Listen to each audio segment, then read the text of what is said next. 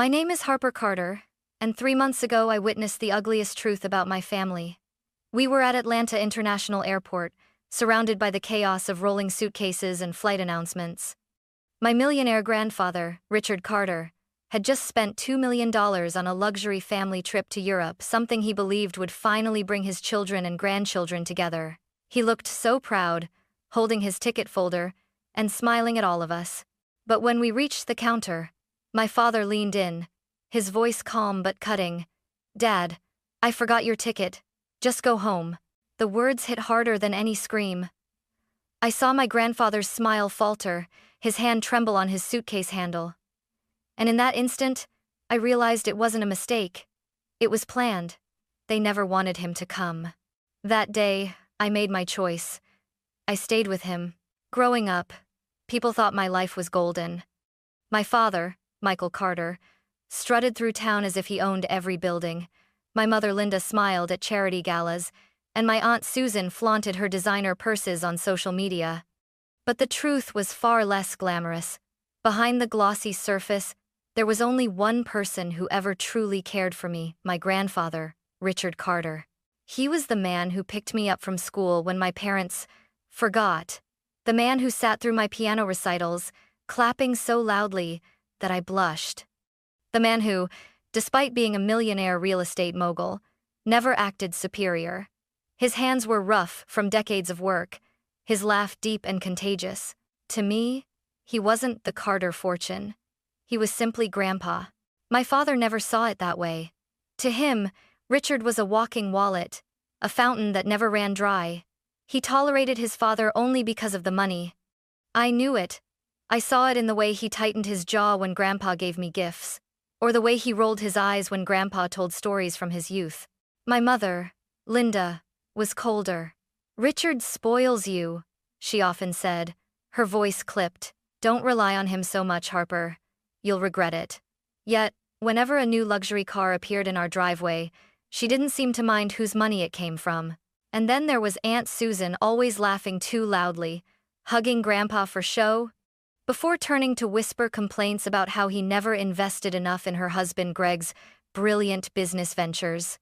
Their children, Chloe and Ethan, barely looked at him during family dinners, too absorbed in their phones to notice the old man at the table. But Grandpa never complained. He sat quietly, sipping his black coffee, his eyes lingering on each of them with a softness that broke my heart. He had built this empire from nothing: sleepless nights, risky deals, years of sacrifice. And yet the family he dreamed of uniting drifted further and further away. I remember one evening, sitting beside him on the porch of his Charleston estate. The sun was sinking, painting the sky in orange and violet. He leaned back in his chair and sighed. "All I want, Harper," he said, his voice low, "is for this family to love each other the way I love them. Maybe one day, they'll see." I squeezed his hand, wishing I could promise him it would come true. But deep down, I already sensed the truth. My father and aunt would never see him as anything more than a bank account.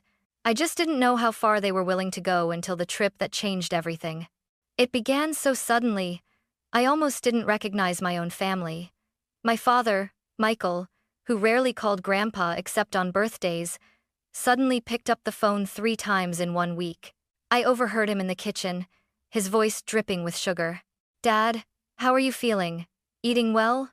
You know, I was just thinking we haven't spent enough time together as a family." I nearly choked on my coffee. Michael Carter didn't think about family. He thought about profits. Then came my Aunt Susan. She arrived at Grandpa's estate with a bright smile and a box of expensive chocolates. She kissed him on the cheek and laughed as if they were the closest of companions.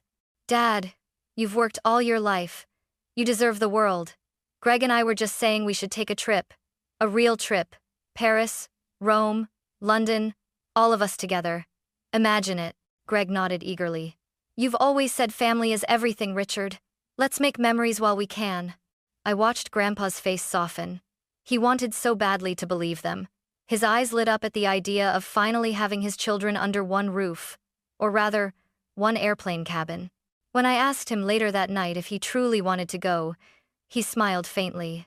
"Of course, Harper. Don't you think it would be wonderful? Just once? To see them laughing together? I didn't want to ruin his dream, but unease prickled in my stomach. It was too sudden, too rehearsed. Still, I nodded and hugged him. If it makes you happy, Grandpa, then yes. In the weeks that followed, the act continued. My mother Linda, who usually treated Grandpa like an inconvenient shadow, called him every other day. Richard, have you been sleeping well? I saw a lovely scarf in the boutique downtown. I thought of you. She even mailed it over. A cashmere scarf, expensive and unnecessary. Grandpa folded it carefully and said, "Too nice to wear." Even my cousins Chloe and Ethan played along. Chloe posted on Instagram, "Can't wait for family trip to Europe, turn number family first." Ethan, usually silent, muttered one evening, "It'll be fun, Grandpa." But behind their words, I sensed a hollow echo. Their eyes didn't shine with love, they gleamed with calculation. Then one night, as I walked past my parents' room, I heard whispers. "Did he transfer it?" my mother asked. "Yes," my father answered, his voice low but triumphant. $2 million, straight from his investment account. My heart sank. $2 million. His hard-earned fortune, poured into their hands under the guise of family. I pressed my back against the wall, my pulse racing. This wasn't about togetherness, it was about greed. Still, I clung to one fragile hope. Maybe, just maybe, they'd honor his dream and take him with us. Maybe all this scheming would still lead to a happy memory for him. I was wrong. The morning of our departure felt like a dream come true for Grandpa, at least. He arrived at our house in Charleston with his old leather suitcase, the one he'd carried since the 1970 seconds. His hands trembled slightly as he set it down, but his smile was wide. "Harper, can you believe it? Paris. I'll finally see the Eiffel Tower." I hugged him tightly. "Of course, Grandpa, and I'll be right next to you." We drove to Atlanta International Airport in 2 SUVs, loaded with luggage. My father Michael was in unusually high spirits, laughing with Susan about wine in Italy. Linda tapped away on her phone, already posting a picture captioned, "Family adventure begins." Grandpa sat quietly beside me in the back seat. His fingers tapped against his suitcase handle. I noticed the way he kept glancing at my father in the driver's seat, almost as if trying to believe this was real. When we reached the terminal, the place was buzzing, families hugging goodbye, rolling suitcases echoing against the floor, the scent of coffee mingling with perfume. My cousins Chloe and Ethan didn't look up from their phones as we joined the line at check-in. I held Grandpa's arm. "Don't worry. Everything will be fine." But it wasn't. The agent scanned our passports one by one. My father, my mother, Susan, Greg, the cousins. Then she frowned, typing again. "I don't see a reservation for Richard Carter." I froze. "What? That can't be right. Try again." She shook her head. "No booking under that name." Grandpa blinked, confused. "There must be a mistake. My son handled the arrangements." Michael stepped forward, his expression tight. "It's a system error. Don't worry about it." But I saw the flicker in his eyes. He wasn't surprised. Grandpa turned to him, his voice trembling. "Michael, did you never book me a ticket?" Silence stretched between them. My mother Linda stepped in, her tone falsely soothing. "Dad, traveling so far isn't good for your health. It's better you stay home. We'll bring you something nice from Europe." The words sliced through the air. My grandfather's smile vanished, replaced by a hollow stare. He clutched his suitcase handle like it was the only thing keeping him upright. I snapped. "What are you saying? He paid for everything. $2 million. How could you leave him behind?" People in line turned to look. Chloe rolled her eyes and muttered, "So embarrassing." Susan whispered sharply, "Harper, lower your voice." But I couldn't. My blood was boiling. "Embarrassing? What's embarrassing is abandoning your own father after taking his money." Michael's voice hardened. "Enough, Harper. Don't be dramatic. Dad will stay here. We'll go." I grabbed Grandpa's hand. "No.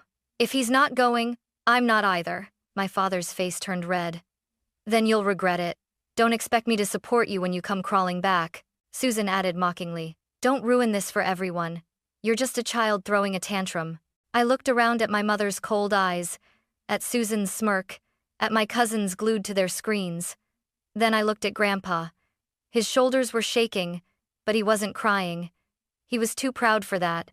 He just whispered, "Maybe they're right. Maybe I don't belong." That broke me. I wrapped my arms around him. "No, Grandpa, you belong with me. If they don't see your worth, then they don't deserve you." Behind us, the agent cleared her throat. "Next, please." Michael snapped his suitcase closed, glared at us one last time, and marched toward the gate. Linda followed without a word. Susan grabbed her children and strutted away, Greg trailing behind. Not one of them looked back.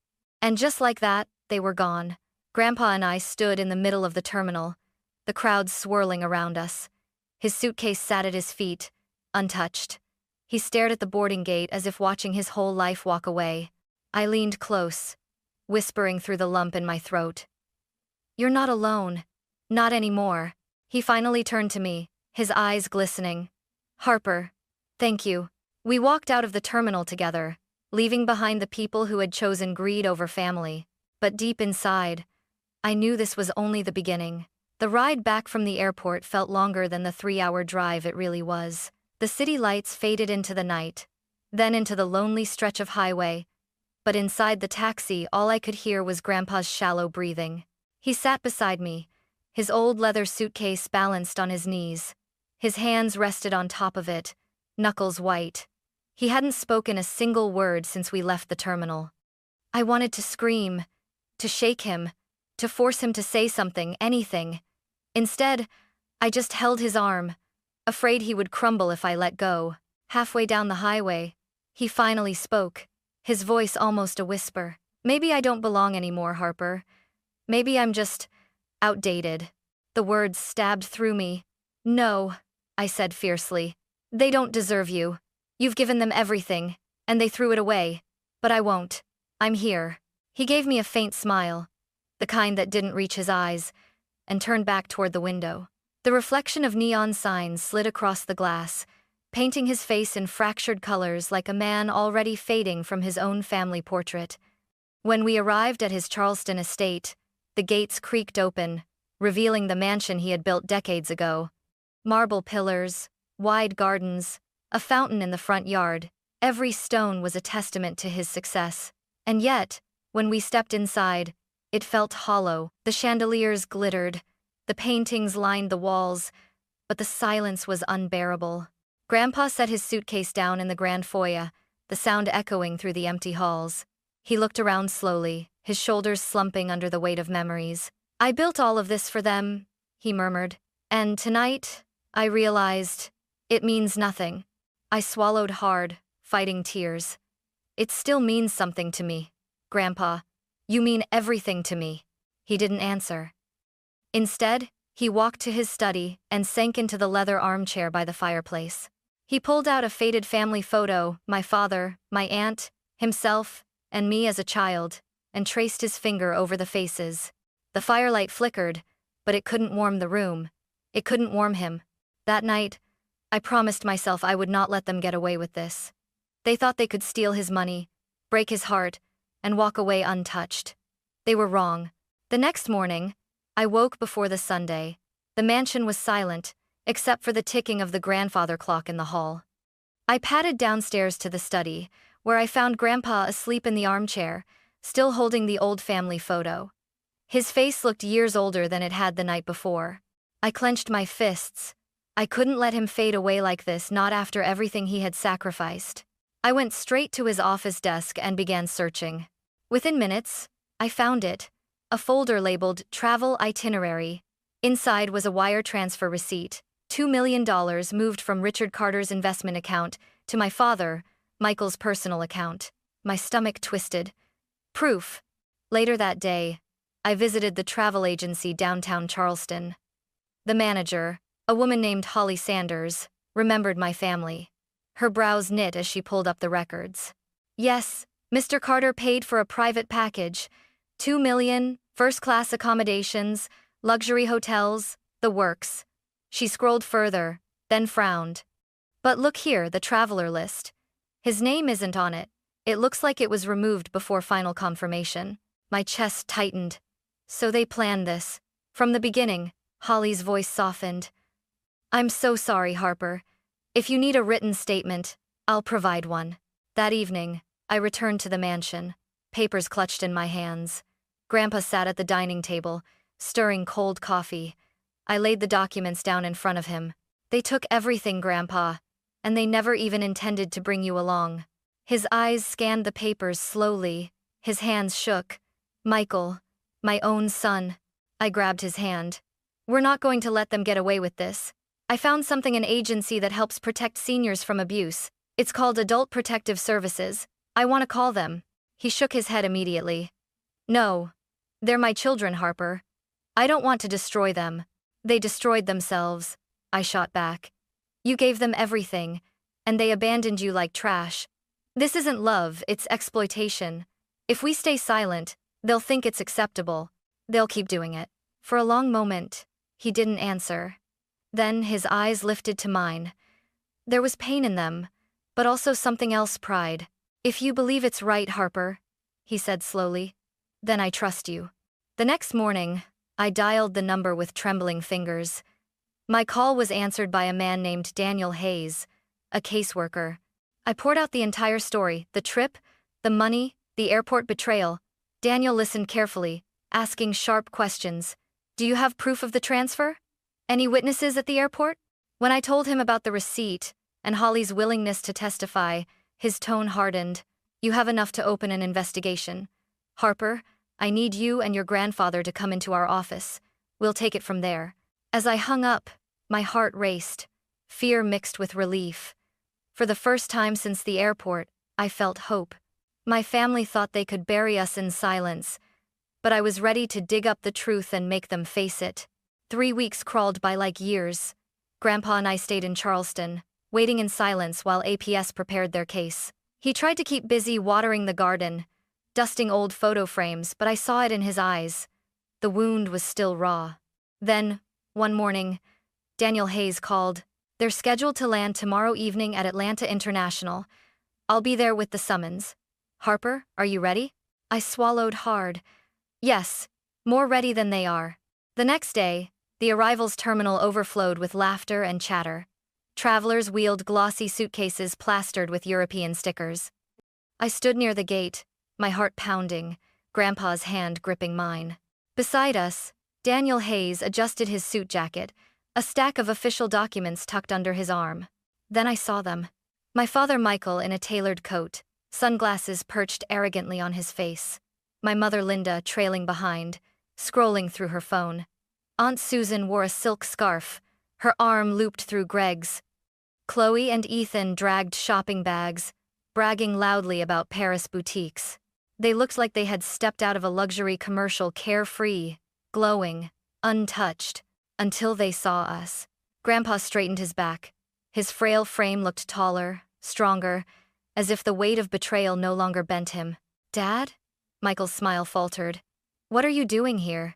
Before I could answer, Daniel stepped forward, voice calm but razor sharp. Mr. Michael Carter, Mrs. Linda Carter, Mrs. Susan Miller, Mr. Greg Miller, you've been served. Summons regarding allegations of financial abuse against Mr. Richard Carter. He handed each of them a paper. Linda's face went pale. What is this? Some kind of joke? Susan clutched her purse. Financial abuse? He gave us the money. Daniel didn't flinch. We'll let the court decide. You are required to appear. The terminal fell silent around us, curious travelers slowing down to watch. My father's voice dropped to a dangerous growl. Dad, tell them this isn't true. Tell them you wanted us to go. Grandpa's voice shook, but it carried across the hall. I wanted us to go together, not for you to abandon me. I stepped forward, my blood boiling. It wasn't Grandpa who called APS. It was me. Their heads snapped toward me. Michael's face turned crimson. You? You dare turn against your own parents? Yes, I spat. Because you stopped being parents the moment you betrayed him. You stole his money, his trust, and his dignity. I won't let you get away with it. Susan sneered. You foolish girl. Do you realize what you've done? You've destroyed this family. No, I said coldly. You destroyed it the moment you left him behind. For a moment no one spoke. Chloe finally muttered, This is so stupid. While Ethan tugged on his headphones, pretending not to care. Greg cursed under his breath. Linda's eyes darted nervously around the crowd. And my father, Michael Carter, the man who had always towered over me, looked small for the first time in my life. Daniel closed his folder. "We'll see you in court." As they shuffled away, muttering threats and excuses, I tightened my grip on Grandpa's hand. He looked at me, tears welling in his eyes, and whispered, "Harper, you gave me back my voice." I shook my head, holding him tighter. "No, Grandpa. I just made sure the world heard it." The courthouse in Charleston wasn't grand like the marble halls of D.C., but the moment I stepped inside, my chest tightened as though I were walking into a battlefield.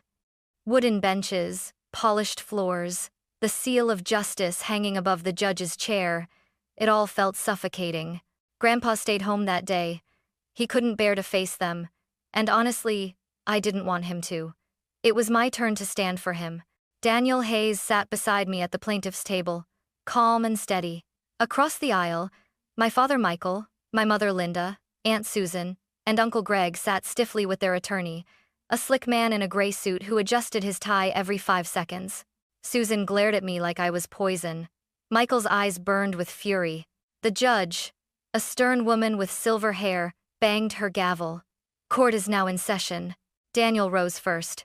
"Your Honor, this case is about exploitation. Richard Carter, a 78-year-old man, transferred $2 million to his son and daughter under the promise of a family trip abroad. Yet when the day came, he was left at the airport, intentionally excluded. This is financial abuse of an elder." Their attorney leapt up. "Objection. There is no abuse here. Mr. Carter voluntarily gifted the funds. My clients are guilty of nothing more than generosity." The judge nodded slowly. "Proceed with your evidence, Mr. Hayes." Daniel clicked the projector. The receipt of the wire transfer flashed on the screen. $2 million from Richard Carter's account to Michael Carter. Then the travel itinerary, every family member listed except Grandpa. Murmurs rippled through the courtroom. I was called to the stand. My hands trembled as I swore the oath. Then I sat down, facing the cold stares of my own family. "Miss Carter," Daniel said gently, "can you tell the court what happened at the airport?" I took a deep breath. We were all lined up at check-in. When it was my grandfather's turn, the agent said there was no ticket under his name. My father looked at him and said, "Dad, I forgot your ticket, just go home." Gasps erupted from the gallery. My voice cracked, but I pressed on. He had paid for everything. He believed this was his chance to finally unite the family. But they never intended to take him. They humiliated him, abandoned him. I couldn't let it go. Michael's lawyer shot up. "Your Honor, this is hearsay." Daniel raised a hand. "Not hearsay. We have corroboration." The doors opened, and in walked Holly Sanders, the travel agent. She testified calmly. Richard Carter's name was removed from the booking before confirmation. I offered a statement weeks ago. Then came an airport staffer, who confirmed overhearing my father's words. By now, the jury's faces had hardened. Finally, my father demanded to speak. He stood, fists clenched. "This is absurd. My father is old. He wouldn't have survived a trip across Europe. We spared him. We did it for his own good." I shot to my feet, unable to stay silent. "For his good? You call robbing him of $2 million and shattering his dignity a kindness? No, you did it for yourselves. For shopping bags and luxury hotels. Don't pretend otherwise." The judge banged the gavel. "Order!" Michael's face twisted. "You ungrateful child. After everything we've done for you." I cut him off, my voice breaking. "You've done nothing for me. He raised me. He loved me. And you betrayed him." Silence swallowed the room. The judge leaned forward, eyes like steel. "I have heard enough." She turned to the jury. "Do you find sufficient evidence of financial abuse against Mr. Richard Carter?" The foreman stood. "We do." My breath caught. The judge's voice rang out, clear and merciless. "This court orders Michael Carter, Linda Carter, Susan Miller, and Greg Miller to repay the full amount of $2 million to Richard Carter. Furthermore, due to their conduct, they are stripped of all inheritance rights and future guardianship over Mr. Carter." This ruling will remain in their permanent records. A stunned silence. Then Susan burst into tears, mascara streaking her cheeks. Greg cursed under his breath. Linda kept her head bowed. Shame, or maybe just fear of humiliation. My father roared, slamming his fist on the table. This is an outrage. We're his family. The judge's gavel cracked down. Exactly, and that makes your betrayal all the more reprehensible. I felt my knees go weak. Tears blurred my vision, but they weren't of defeat, they were relief. Justice had been served. As I left the courtroom, Daniel squeezed my shoulder. You did well, Harper. Not many have the courage to face their own blood like that. Outside, the evening sun poured over Charleston. I pulled out my phone, ready to call Grandpa. My voice trembled as I whispered to the wind. It's over, Grandpa. They can't hurt you anymore. And for the first time since the airport, I felt like we had won. When I returned home from the courthouse, Grandpa was waiting on the porch of his Charleston estate. He rose slowly from his chair when he saw me, his eyes searching mine. I didn't even have to say the words he knew. They can't hurt you anymore, I whispered, wrapping my arms around him. He held me tight, his shoulders trembling. For the first time in weeks, I felt the weight lifting from him. Not entirely gone, but lighter. The following days were quiet. We didn't talk much about the trial. Instead, we started talking about the future. One morning, as we sat in his study, Grandpa looked up from his coffee and said, Harper, I don't want the rest of my life to be about betrayal. I want to give meaning to what's left. That's when the idea was born. Together, we created the Richard Carter Foundation, a trust dedicated to protecting seniors from financial abuse. Every dollar recovered from the lawsuit went into that fund. The first time we visited a small community center to deliver a grant, Grandpa's eyes lit up in a way I hadn't seen since before the airport. He spoke to the elderly there, shook their hands, told them they weren't forgotten. I stood beside him, my heart swelling with pride. At night, I often caught him studying me. You saved me, Harper, he'd say softly. And I would answer the same way every time. No, Grandpa, you saved me. You showed me what family really means. Months passed. The house, once heavy with silence, began to echo with life again. Not because of the chandeliers or marble halls, but because of the laughter we created together, the purpose we built. Sometimes I still think about my parents and Aunt Susan. Their absence is a scar, but not a wound anymore. They chose greed. I chose love. If there's one thing this journey taught me, it's this. Family isn't defined by blood, but by loyalty and love. Grandpa believed that until his last breath. And now, it's the legacy I carry forward, his gift, his lesson, his truth.